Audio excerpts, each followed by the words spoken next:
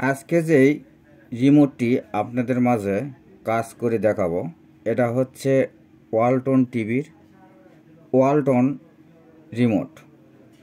তো এটা কি সমস্যা হচ্ছে সেটা আমি আগে খুলে তারপর দেখাই। আমার হাতের দিকে একটু খেয়াল করে দেখুন, এখানে যে সেন্সার বাল্ব আছে, এই সেন্সার বাল্বের এখান থেকে দুইটি পিন এখান থেকে নড়ে গেছে। এখন যদি এখানে দুইটি পিন নড়ে যায় থাকে, তাহলে ওখানে যদি ঝালাই দিই তাহলে কিন্তু কাজ হবে না। তাই এখানে করণীয় কি, একটু দূরে তার দিয়ে, ডেলিভারি তার দিয়ে সংযোগ দিলে এখান থেকে যে পিনের সংযোগ, সেই সংযোগটা খুব সুন্দরভাবে দেওয়া সম্ভব।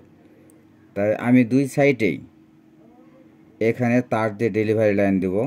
মানে দূর থেকে যদি লাইনটা নিয়ে আসা হয়, তারপরে যদি এই সেন্সার বাল্বটি নড়ে, তাহলে কিন্তু কোনো সমস্যা হবে না। আর কাছ থেকে যদি ডেলিভারি লাইন দিই, তাহলে এই বাল্বটি নড়লে আবার এখানে সমস্যা হওয়ার সম্ভাবনা আছে।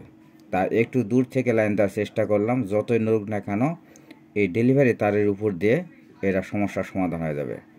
তো এখানে সেন্সার বাল্ব ঠিক করা ওকে হয়ে গেল। দেখেন সেন্সার বাল্বটি জ্বলতেছে।